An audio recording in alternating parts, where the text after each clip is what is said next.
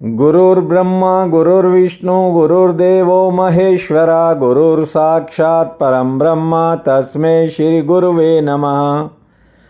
नीलाम्बुजश्यामलकोमलांगं सीतासमारोपित्वां भागं पानो महासायच्चारुचापं नमामि रामं रघुवंशनाथम्।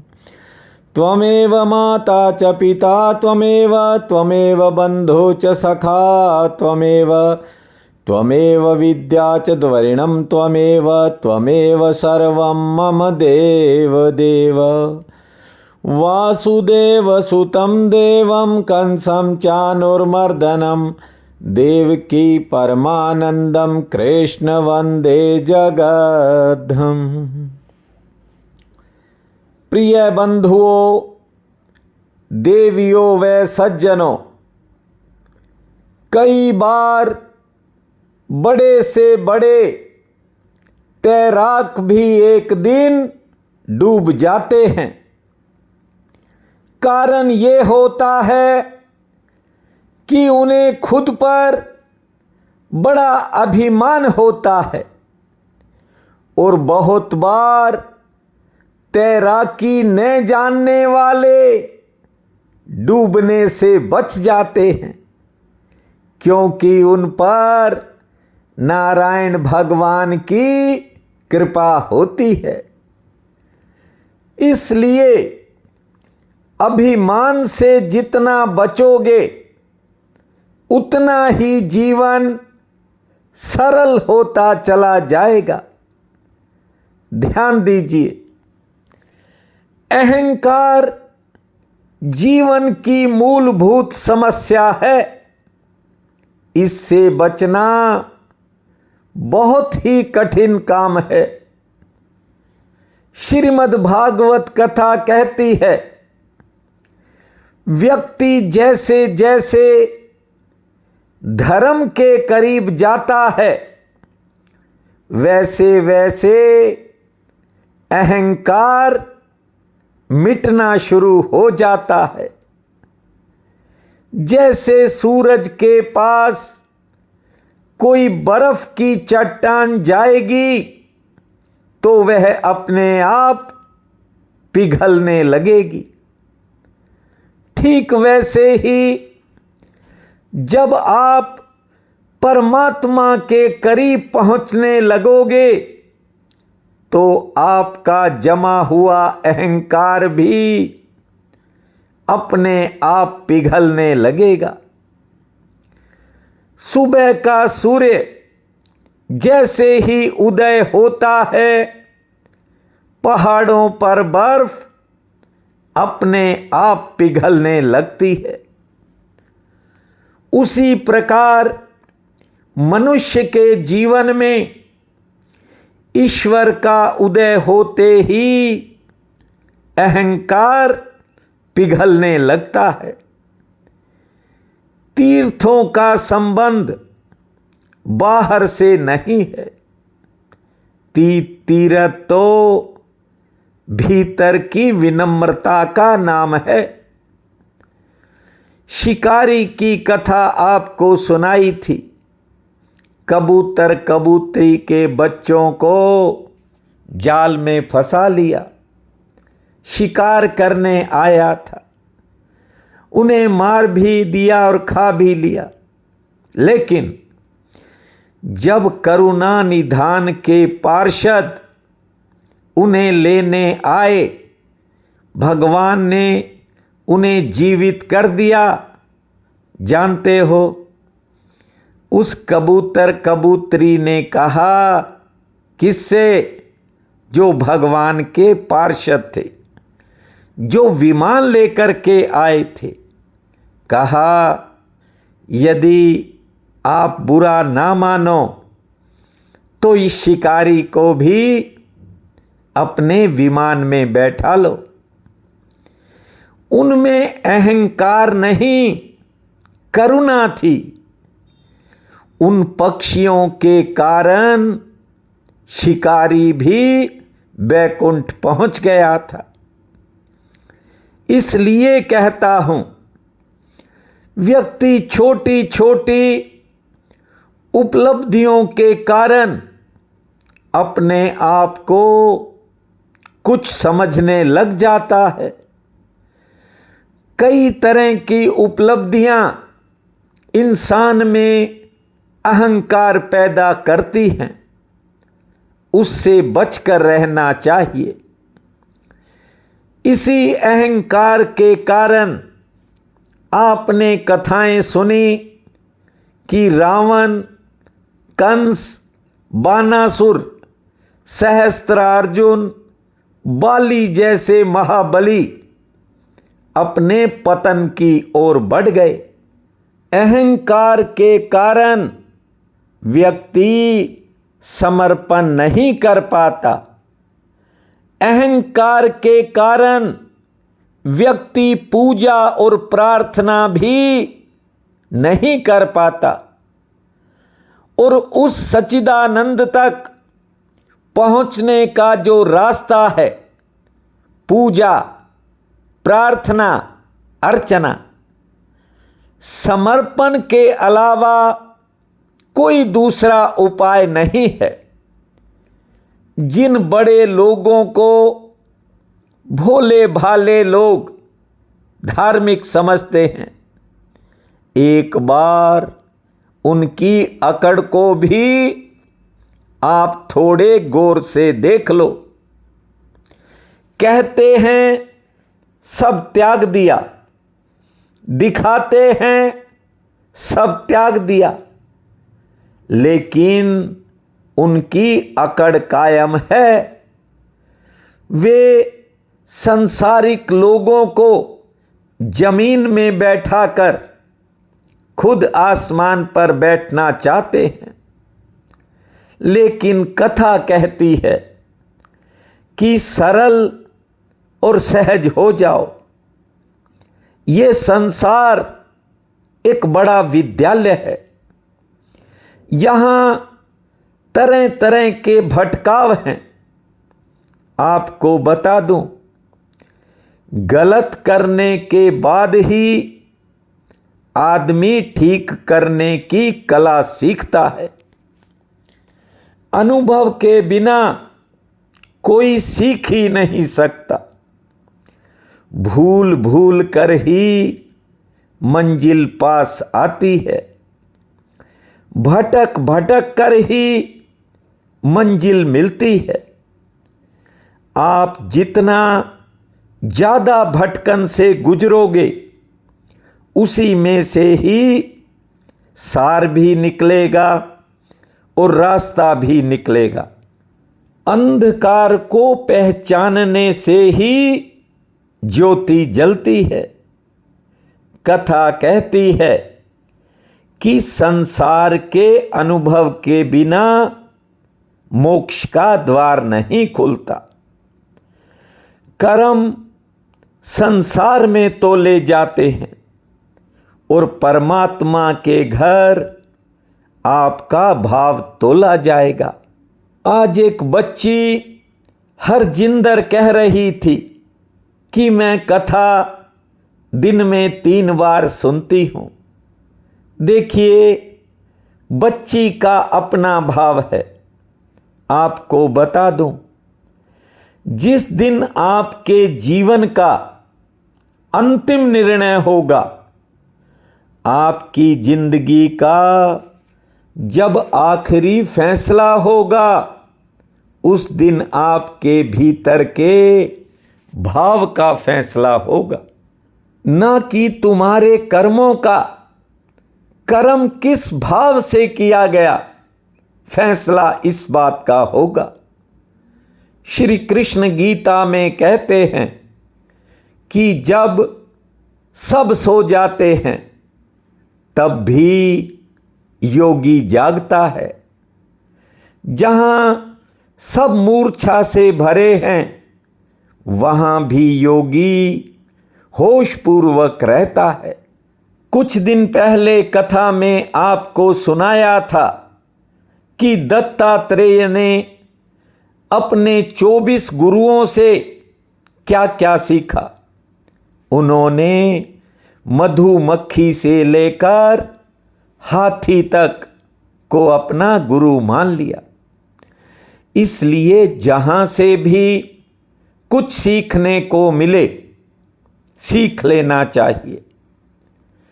मान लिया कि मनुष्य जीवन में हर दिन नई चुनौतियां सामने आती हैं, क्योंकि जीवन ही एक चुनौती है, पर यह बड़ी मुश्किल से प्राप्त होता है।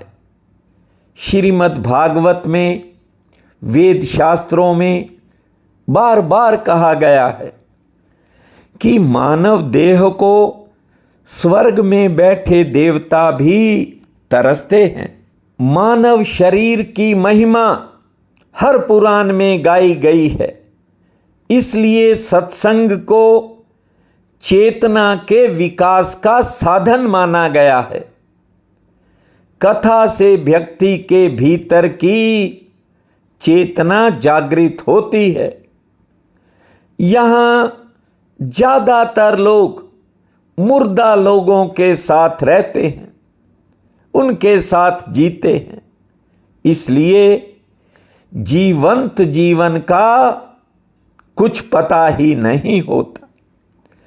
अगर कोई पत्थरों के साथ रहेगा तो पत्थर जैसा ही बन जाएगा।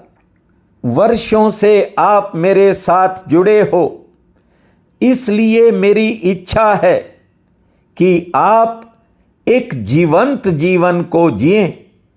देखिए, चारों तरफ गंदगी हो तो कोई कब तक स्वच्छ रहेगा। मुरली मनोहर की कृपा हुई है। आपने निरंतर अमृत रूपी कथा का रसपान किया है। मेरा गला बता रहा है कि अंतिम चरण की ये कथा है। पूर्ण भाव से श्रवण करें। आपके भीतर बैठा परमात्मा भी एक दिन जागेगा। आपको भी करुणा निधान का अनुभव होगा।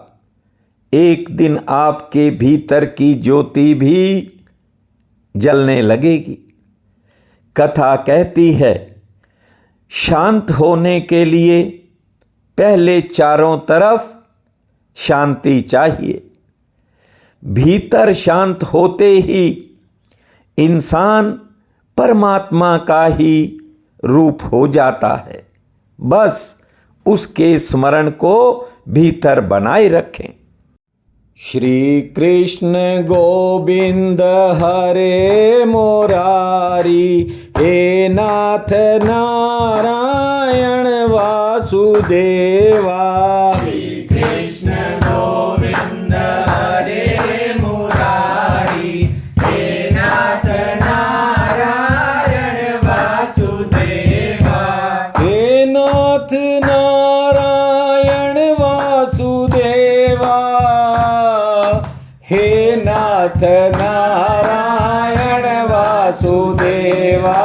श्री कृष्ण गोविंद हरे मुरारी, हे नाथ नारायण वासुदेवा।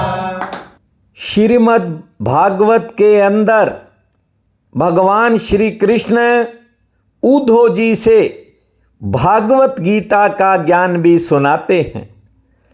समय कम है और कथाएं अभी बाकी हैं, इसलिए संक्षिप्त में आज आपको श्रीमद् भगवत गीता का भी मुख्य ज्ञान सुना रहा हूं, जो भागवत में वर्णित है। उद्धव ने पहले 18 सिद्धियों का हाल सुना। फिर त्रिभुवनपति से पूछा, हे दीनानाथ, आप देवताओं और वृक्षों में कहाँ कहाँ विराजते हैं? श्याम सुंदर ने कहा, हे उद्धव, जिस समय महाभारत होने के लिए कुरुक्षेत्र के मैदान में 18 अक्षौहिणी सेना इकट्ठी हुई और अर्जुन ने द्रोणाचार्य और भीष्म पितामह आदि अपने गुरु और परिवार वालों को जब दुर्योधन की तरफ देखा तो उसने युद्ध करने से मना कर दिया। जानते हो ऊधो, फिर मैंने अपनी थोड़ी सी महिमा अर्जुन को बताई, फिर भी उसे समझ नहीं आया। आखिरकार उसको अपना विराट रूप दिखलाना पड़ा। अर्जुन अपने परिवार के मोह में पड़ा था और वो मोह छुड़ाकर महाभारत करवाया। सुनो ध्यान से, जो मनुष्य अज्ञानवश सब जीवों में मेरा प्रकाश नहीं देख सकता, उसके लिए हम आपको ये बात सुना रहे हैं। आप ध्यान से सुनिए। सबसे पहले सूर्य नारायण हैं, जिनमें 12 कला हैं। 12 राशियों में ये प्रवेश करते हैं हर महीने अपने नए स्वरूप से ये प्रकाश करते हैं। उसमें विष्णु नाम स्वरूप, 49 में मरीचि नाम वायु, तारागणों में चंद्रमा, चारों वेदों में सामवेद, देवताओं में ब्रह्मा, इंद्र, वरुण, कुबेर, स्वामी कार्तिक, यमराज।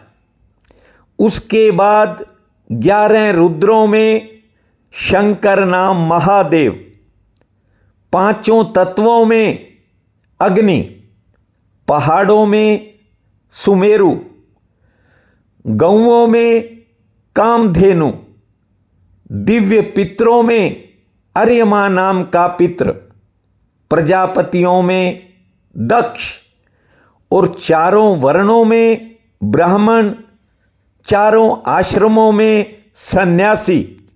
भगवान ऊधो से बता रहे हैं कि मैं कहाँ कहाँ वास करता हूँ। नदियों में गंगा, रागों में दीपक, धातुओं में स्वर्ण, हाथियों में ऐरावत और घोड़ों में उच्च शर्वा, यज्ञों में ज्ञान यज्ञ। बात को ठीक से समझना, सभी यज्ञों में भगवान ने कहा है ज्ञान यज्ञ में मैं रहता हूं।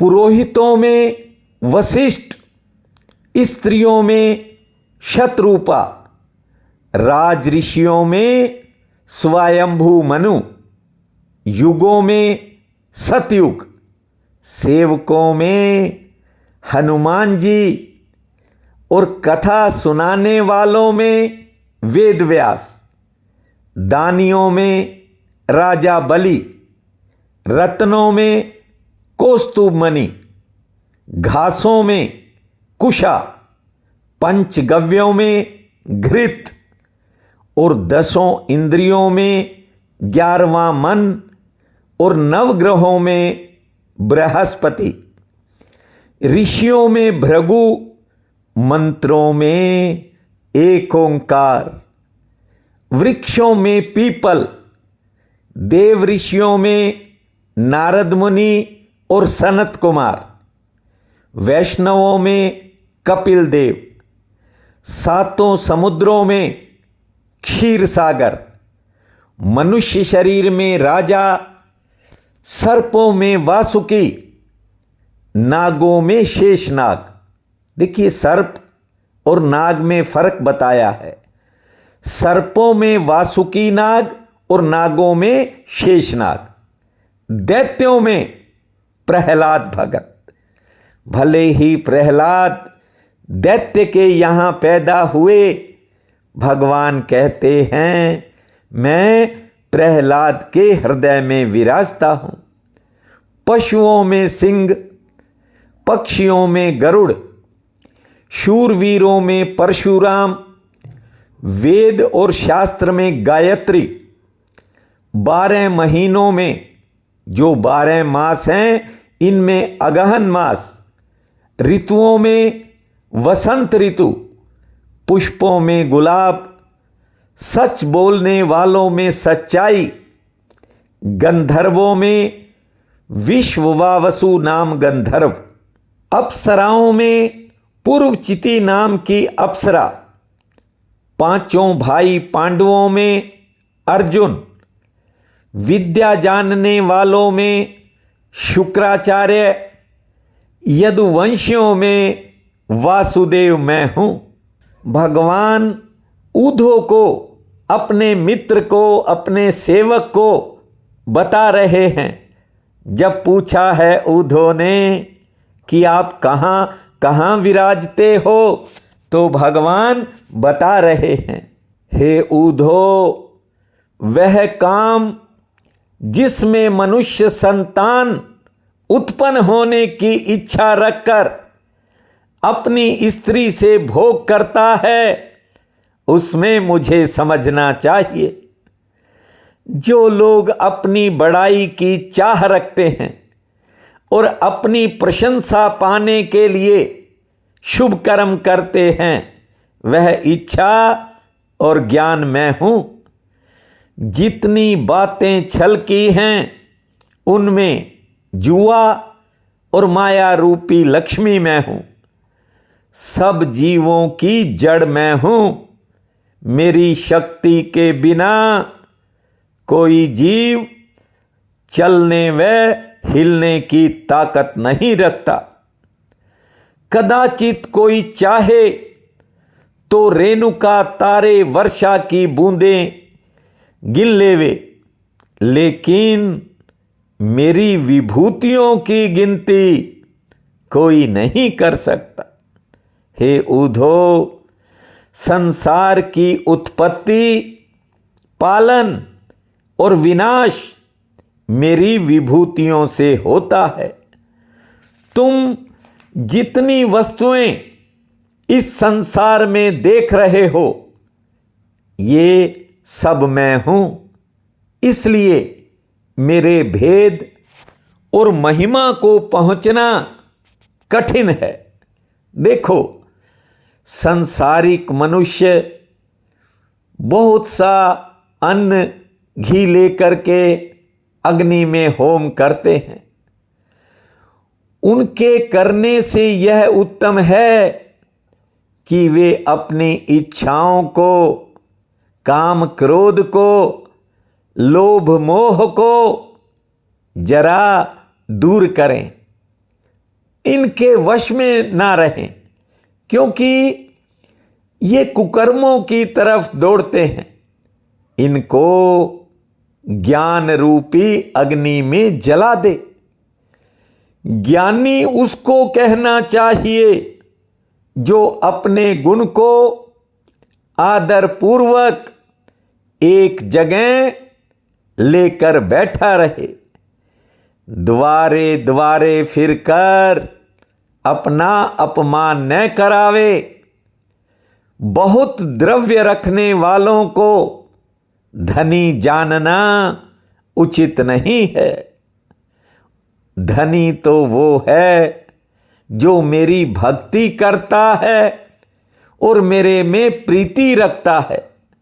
श्री कृष्ण ऊधो से कहते हैं कि हे ऊधो, युद्ध में शूरवीरता दिखाना गलत है। शूरवीर समझना वृथा है। रणधीर तो वो होता है जो अपने काम, क्रोध, लोभ, मोह, इंद्रियों, मन आदि बलवान शत्रुओं को जीतता है, अपने आप को इनके वश में नहीं होने देता। हे ऊधो, मैंने तुझे अपना भगत जानकर थोड़ा सा हाल सुना दिया है। तुम अपने मन और इंद्रियों को वश में रखकर मेरा ध्यान करो। 18 सिद्धियां तुम्हारे पास सदा बनी रहेंगी। गोविंद मेरो है, गोपाल मेरो है। गोविंद मेरो है, गोपाल मेरो है। अरे बाके बिहारी नंदलाल मेरो है। अरे बाके बिहारी नंदलाल मेरो है, गोविंद मेरो है, गोपाल मेरो है, गोविंद मेरो मेरो है, गोपाल मेरो है। अरे बाके बिहारी नंदलाल मेरो है, गोविंद मेरो है, गोपाल मेरो है।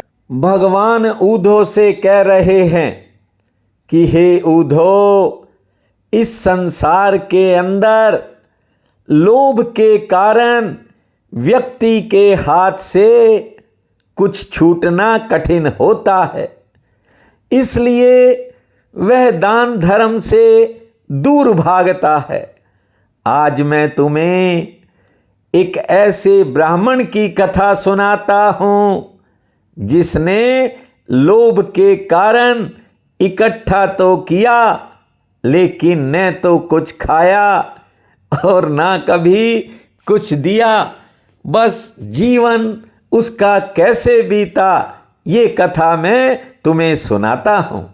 भगवान कहते हैं, हे ऊधो, तीर और तलवार के घाव मलहम लगाने से अच्छे हो जाते हैं, पर कठोर बात कहने से जो घाव कलेजे में पड़ जाता है वो किसी तरह नहीं मिटता।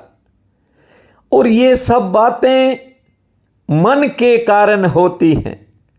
जिसने अपने मन और अहंकार को वश में कर लिया, उसे इन बातों का खेद नहीं होता। सब जीवों में परमेश्वर का ही चमत्कार समझना चाहिए। ऐतिहासिक कथा भगवान सुना रहे हैं।